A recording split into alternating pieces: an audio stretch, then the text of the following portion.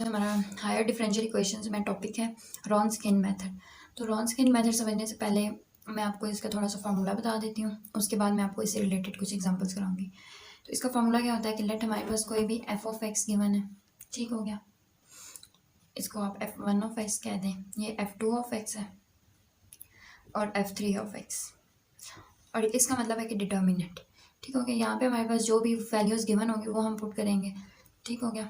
यहाँ पे अब इसका मतलब है कि इसका फर्स्ट डेरिवेटिव, इसका सेकंड डेरिवेटिव, डेरिवेटिव को हम बाहर से शो करते हैं ना, इस तरह। अब इस तरह यहाँ पे एफ टू ऑफ एक्स का यहाँ पे फर्स्ट डेरिवेटिव सेकंड रो में, फिर सेकंड डेरिवेटिव, हमारे पास जो वैल्यूज़ गिवन होंगी ये मैं आपको सिंपली फार्मूला बता रही हूँ।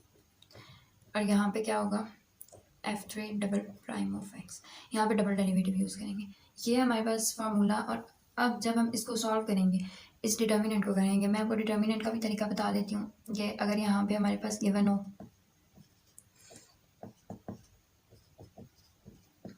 अगर हमारे पास ये गिवन हो फॉर एग्जांपल, तो इसका हम लोग 3x3 मैट्रिक्स का कैसे डिटर्मिनेंट लेते हैं। 2x2 का तो सबको आता है ना, वो हमारे पास होता है A D minus B C. ये और इस टर्म को, फर्स्ट वाली और फोर्थ वाली टर्म को आपस में मल्टीप्लाई करते हैं, दरम्यान में साइन माइनस का, और इसको कर लेते हैं। अब मसला यहाँ पे आता है कि यहाँ पे हम किन को कंसिडर करें और किन को ना करें। तो इसके लिए हमारे पास तरीका होता है कि फर्स्ट रो, इसको आप एक्सपेंड कर दें फर्स्ट रो के साथ, ठीक हो गया। फर्स्ट रो और फर्स्ट कॉलम कैंसिल हो जाएगा, और यहाँ पे हमारे पास क्या आ जाएगा, 1 इंटू, अब यहाँ पे तो आप कर सकते हैं ना। अब इसमें हमने क्या करना है कि इस रो को भी भूल जाना है और इस कॉलम को भी भूल जाना है। तो ये हमारे पास क्या होता है, 9 5 से 45, माइनस माइनस का साइन आएगा, और फिर 8 6 क्या होता है 48, ठीक हो गया। फिर इसके बाद यहाँ पे ये वाली हमारे पास पॉजिटिव होता है, ये नेगेटिव होता है। तो यहाँ पे हम लोग साइन क्या लगाएंगे, -2 इंटू, अब यहाँ पे हमारे पास ये वाली रो कैंसिल हो जाएगी और ये वाला कॉलम कैंसिल हो जाएगा। तो इस कॉलम को भी भूल जाए, उस रो को भूल जाए, तो हमारे पास क्या बचेगा पीछे, 9 4 से क्या होता है 36, माइनस 7 6 42, यहाँ पे अब फिर प्लस होगा, फिर यहाँ पे माइनस प्लस, इस तरह से ये चलता जाता है। यहाँ पे अब क्या होगा, +3 इंटू, अब अपने इस कॉलम को भूल जाना है और फर्स्ट वाली रो को, तो हमारे पास सिर्फ ये बच जाएगा, ये मैट्रिक्स बच जाएगा। तो इसमें हमारे पास क्या होगा कि इसको हम लोग आपस में मल्टीप्लाई करेंगे तो क्या आ जाएगा, 8 4 32 माइनस 35। अब जब हम इसको फर्दर सिंप्लीफाई करेंगे तो ये हमारे पास आ जाएगा -3, ये 1 से मल्टीप्लाई होके वही रहेगा, -2 इंटू, इसको सिंप्लीफाई करने से -6 आ जाएगा, +3 इंटू, यहाँ पे मेरे पास -3 बच जाएगा।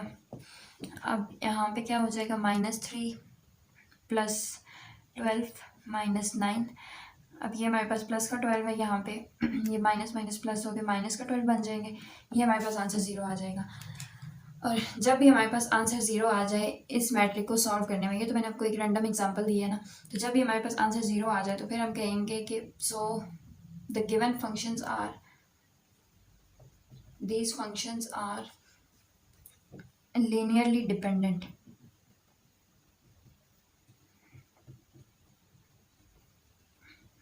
जब भी हमारा इस डिटर्मिनेंट को सॉल्व करने के बाद आंसर नॉन ज़ीरो आए तो फिर वो हम कहेंगे कि ये हमारे पास लीनियरली इंडिपेंडेंट है, और अगर हमारे पास आंसर 0 आ गया तो वो हमारे पास लीनियरली डिपेंडेंट होगा। अब इससे रिलेटेड मैं आपको 2-3 एग्जांपल्स कराती हूँ, फिर आपको ये वाला कॉन्सेप्ट ज़्यादा क्लियर होगा। ये मैंने आपको सिर्फ मैट्रिक्स को 3x3 की मैट्रिक्स का डिटर्मिनेंट लेना सिखाया है, अदरवाइज ये कोई क्वेश्चन नहीं है। अब हम इस फॉर्मूले को यूज़ करके मैं आपको सिखाती हूँ कि किस तरह से हम रॉन्सकियन मेथड से क्वेश्चन को सॉल्व करते हैं। ये देखिए मैंने आपके सामने 2 एग्जांपल्स लिए हैं। इसको सबसे पहले हम लोग मैट्रिक्स फॉर्म में कन्वर्ट कर लेते हैं और इसको नाम दे देते हैं कि let A is equals to, इसका हमने डिटर्मिनेंट लेना है तो डिटर्मिनेंट को हम इस तरह से शो करते हैं, ठीक हो गया। यहाँ पे f1 of x, f2 of x की जगह पे x square, f3 of x की जगह पे 4x माइनस 3x स्क्वायर, ठीक हो गया। अब यहाँ पे मुझे इसका फर्स्ट डेरिवेटिव लेना है, तो x का डेरिवेटिव क्या होगा 1, और फिर हमें इसी का दोबारा डेरिवेटिव लेना है। तो 1 एक कांस्टेंट नंबर है और कांस्टेंट नंबर का डेरिवेटिव 0 होता है। यहाँ पे इसका हम डेरिवेटिव लेंगे तो ये पावर रूल लगेगा, ऊपर स्क्वायर है तो इसकी पावर नीचे आ जाएगी और उसकी पावर में से एक कम होगा तो क्या आ जाएगा 2x। फिर जब हम इसका फर्दर डेरिवेटिव लेंगे तो ये हमारे पास आ जाएगा 2। सिमिलरली यहाँ पे मैं इसका डेरिवेटिव लूँगी तो x का डेरिवेटिव 1 होता है, तो 4 1 ज़ा 4 माइनस, अब यहाँ पे पावर रूल अप्लाई होगा, स्क्वायर नीचे आ जाएगा और ये 6 बन जाएगा, और यहाँ से जब पावर एक लेस होगी तो वो हमारे पास 1 बन जाएगा। तो यहाँ पे 6x आ गया। अब मुझे इसका दोबारा डेरिवेटिव लेना है, जिस तरह मैंने आपको पहले फार्मूला बता दिया। तो इसमें ये मेरे पास कांस्टेंट नंबर है, कांस्टेंट का डेरिवेटिव इज़ ऑलवेज 0, तो 0 माइनस 6, तो अगर मैं 0 को हटा दूँ तो मेरे पास ये चीज़ आ जाएगी। ठीक हो गया। अब मैं इसको एक्सपेंड कर देती हूँ फर्स्ट रो से, जिस तरह मैंने आपको डिटर्मिनेंट लेने का तरीका बताया। अब जब मैं इस कॉलम को भूल जाऊंगी, इस रो को भूल जाऊंगी, तो पीछे मेरे पास ये दोनों बच जाएंगे। इनको मल्टीप्लाई करने से मेरे पास क्या आएगा, 2x माइनस 6। अब दरम्यान में साइन माइनस का, और ये चीज़ हमारे पास कैंसिल हो चुकी है। अब हमने सिर्फ इसको कंसिडर करना है, तो इसको हमने लिख लिया। यहाँ पे मेरे पास क्या आ गया, 4 माइनस 6x, और यहाँ पे 2। ठीक हो गया, ये इसके साथ मल्टीप्लाई हो रहा है। दिस इज़ नॉट स्क्वायर, ये 2 है। ओके, अब यहाँ पे मेरे पास साइन माइनस का होगा, माइनस एक्स स्क्वायर इंटू। अब यहाँ पे ध्यान दें कि ये मेरे पास सेकंड कॉलम कैंसिल हो जाएगा, second row first row cancel होगी और सेकंड कॉलम, यानी ये एक्स स्क्वायर जिस जगह पे है ना, वो वाली रो भी कैंसिल, वो वाला कॉलम भी कैंसिल, ये रूल होता है। तो यहाँ पे मेरे पास क्या आ जाएगा, इसको मल्टीप्लाई करवाने से माइनस 6, और जब ये 0 के साथ मल्टीप्लाई होगा, क्योंकि ये चीज़ हमारे पास इस तरह से है ना, ये कॉलम भी नहीं है, ये रो भी नहीं है, तो ये चीज़ जब 0 के साथ मल्टीप्लाई होगी तो वो 0 हो जाएगी। तो इसलिए मुझे वो लिखने की ज़रूरत ही नहीं है, मेरे पास ये चीज़ आ गई। अब ये मेरे पास सॉल्व हो गया। यहाँ पे अब साइन पॉजिटिव होता है, तो यहाँ पे क्या आ जाएगा, plus 4x minus 3x square into. अब मेरे पास ये वाला जो मैंने लिखा है, ये वाली जो चीज़ मैंने लिखी है, ये वाला कॉलम भी कैंसिल हो जाएगा, ये वाली रो भी कैंसिल हो जाएगी, ये चीज़ हमारे पास फिर पीछे ये वाला मैट्रिक बच जाएगा। तो इसको करने से मेरे पास क्या आएगा, 2, और ये वाला 2x जब 0 के साथ मल्टीप्लाई हो जाएगा तो वो 0 हो जाएगा। ठीक हो गया। अच्छा, अब हम इसको फर्दर सिंप्लीफाई कर लेते हैं, तो मेरे पास क्या आ जाएगा, माइनस 12x माइनस, इसको अब मैं सिर्फ 2 को अंदर मल्टीप्लाई करा रही हूँ, तो 4 2 ज़ार 8 माइनस, फिलहाल इसको ऐसे रहने देते हैं, ये क्या हो जाएगा 12x, यहाँ पे ये ब्रैकेट क्लोज हो गई। अब मैं इसको सिंप्लीफाई करूँगी तो ये minus minus plus 6x square हो जाएगा, और इसको करूँगी तो मेरे पास आ जाएगा plus 8x minus 6x square. ठीक हो गया। अब मैं अगर इस ब्रैकेट को पहले अंदर सिंप्लीफाई कर लूँ और बाद में मल्टीप्लाई कराऊँ, तो मेरे पास क्या आ जाएगा, -8, ये माइनस माइनस प्लस हो जाएंगे, प्लस 12x, यहाँ पे हो जाएगा plus 6x square plus 8x minus 6x square. अब अगर हम इधर ध्यान दें तो हमारे पास ये -12x प्लस 12x कैंसिल हो रहे हैं, यहाँ पे ये चीज़ कैंसिल हो रही है। अब अगर मैं इसको फर्दर सिंप्लीफाई करूँ तो मेरे पास ये क्या आ जाएगा, -8x, और ये प्लस 8x, तो ये हमारे पास अगेन 0 हो रहा है। सो व्हाट इट मीन कि ये हमारे पास लीनियरली डिपेंडेंट है। यहाँ पे हम लिख देंगे कि सो इज इक्वल्स टू 0 लिख के यहाँ पे हम लिखेंगे दीज फंक्शंस, ये जो फंक्शन हमें गिवन थे, आर लीनियरली डिपेंडेंट। ठीक हो गया, आंसर 0 आ गया, तो ये हमारे पास लीनियरली डिपेंडेंट है। अब हम इसी तरह से दूसरे क्वेश्चन को सॉल्व कर लेते हैं। तो इसमें मेरे पास क्या हो जाएगा, इसको सबसे पहले मैट्रिक का नाम दे देते हैं, let A is equals to, यहाँ पे 5 cos square x sine square x. अब यहाँ पे 5 एक कांस्टेंट नंबर है, तो as you all know that the derivative of constant is 0। 5 का डेरिवेटिव 0 हो गया, और 0 का डेरिवेटिव भी अल्टीमेटली 0 होगा। अच्छा, नेक्स्ट है कॉस स्क्वायर एक्स, तो इसका मेरे पास डेरिवेटिव होता है माइनस साइन 2x, ये इसकी प्रॉपर्टीज़ है। और फिर जब मैं इसका दोबारा डेरिवेटिव लूँगी तो मेरे पास क्या आ जाएगा, माइनस साइन का डेरिवेटिव होता है कॉस 2x, और फिर उसके एंगल का डेरिवेटिव, तो जब उसके एंगल का डेरिवेटिव लूँगी तो वो 2 आ जाएगा, तो उस 2 को मैं स्टार्ट में लिख रही हूँ और यहाँ से मैं रिमूव कर रही हूँ। अब मेरे पास साइन 2x का डेरिवेटिव क्या, साइन स्क्वायर एक्स का डेरिवेटिव साइन 2x होता है, और इसका जब मैं फर्दर डेरिवेटिव लूँगी तो ये मेरे पास क्या हो जाएगा, साइन का derivative cos x cos 2x, और फिर उसके एंगल का डेरिवेटिव लूँगी तो x 2x का डेरिवेटिव क्या होता है, 2 ही होता है ना, क्योंकि x का तो 1 हो जाता है, तो वो 2 स्टार्ट में आ जाएगा, 2 cos 2x, ये चीज़ आ गई मेरे पास। अब जब मैं इसका डिटर्मिनेंट लूँगी फर्स्ट रो से एक्सपेंड करके, तो मेरे पास क्या आ जाएगा, बल्कि फर्स्ट कॉलम से एक्सपेंड कर लेते हैं, क्योंकि जब बाहरी चीज़ ज़ीरो होगी तो फिर अंदर तो अल्टीमेटली ज़ीरो ही होगा ना। तो यहाँ पे मेरे पास क्या आ जाएगा 5 इंटू, ये रो भी कैंसिल जहाँ पे 5 आ रहा है, ये कॉलम कैंसिल और ये रो कैंसिल जहाँ पे 5 आ रहा होगा।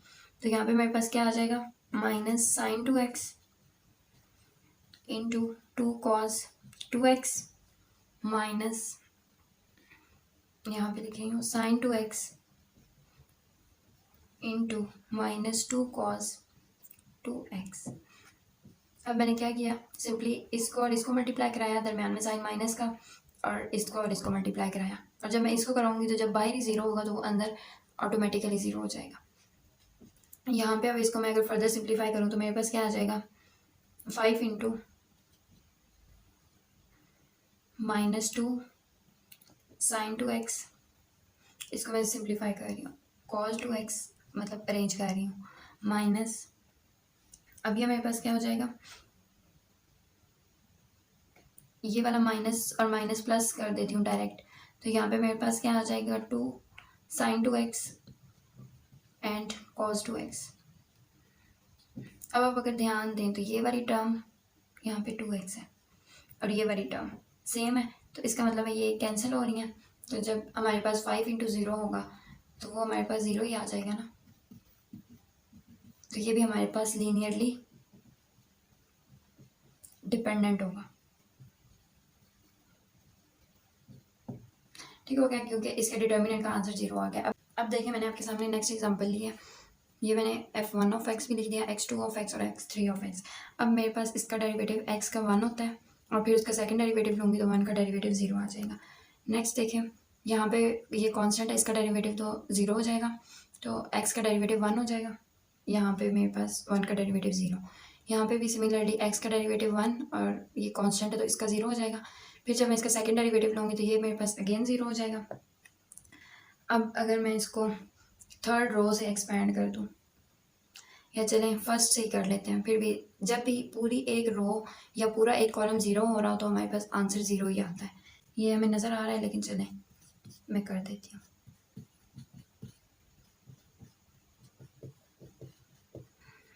अब देखें इसको मैं करूँगी तो 0 -0 + 0, ठीक हो गया, -0 + 0 कटे तो 0 बच गया। तो ये हमारे पास लीनियरली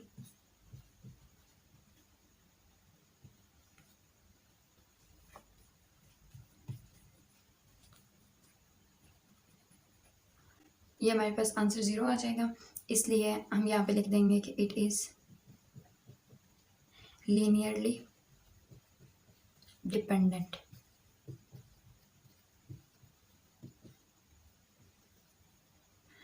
अब मैंने एक और एग्जांपल लिया है, इसमें देखें 1 कांस्टेंट है, इसका डेरिवेटिव तो 0 होगा और x का डेरिवेटिव 1 हो जाएगा, तो मैं डायरेक्ट 1 लिख देती हूँ। और 1 का डेरिवेटिव 0, यहाँ पे x का डेरिवेटिव 1, फिर 1 का डेरिवेटिव 0, और यहाँ पे अगर मैं करूँ तो यहाँ पे पावर रूल अप्लाई होगा, पावर नीचे आ जाएगी तो 2x, और फिर इसका दोबारा डेरिवेटिव लेने से x का डेरिवेटिव 1 और सिर्फ 2 बच जाएगा। तो ये मेरे पास आ जाएगा determinant of a is equals to, अब मैं फर्स्ट रो से एक्सपेंड कर रही हूँ तो ये वाला कॉलम कैंसिल हो जाएगा, ये वाली रो कैंसिल हो जाएगी, तो मेरे पास क्या आ जाएगा 1 + x इंटू 2, इन दोनों को मल्टीप्लाई कराने से माइनस, ये तो 0 हो जाएगा, तो 0 लिखने की ज़रूरत नहीं है। ठीक हो गया। अब मेरे पास ये सेकंड टर्म माइनस वाली होती है, -x इंटू, अब ये वाला कॉलम कैंसिल, ये वाली रो कैंसिल, तो ये मेरे पास क्या हो जाएगा 2, और जब मैं 2x को 0 के साथ मल्टीप्लाई करूँगी तो वो मेरे पास क्या हो जाएगा 0, तो यहाँ पे -0 आता है, तो उसको मैं स्किप कर रही हूँ। नेक्स्ट है मेरे पास +x²।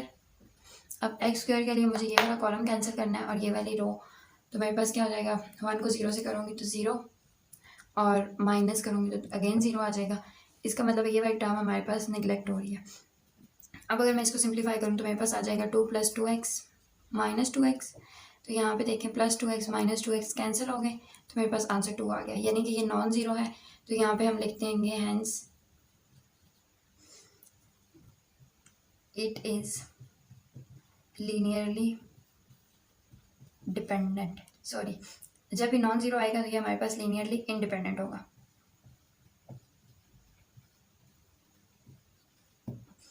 तो ये था हमारे पास रॉन्सकियन मेथड। आई होप आपको समझ आ गया होगा। कोई भी क्वेश्चन हो तो आप पूछ सकते हैं कमेंट बॉक्स में।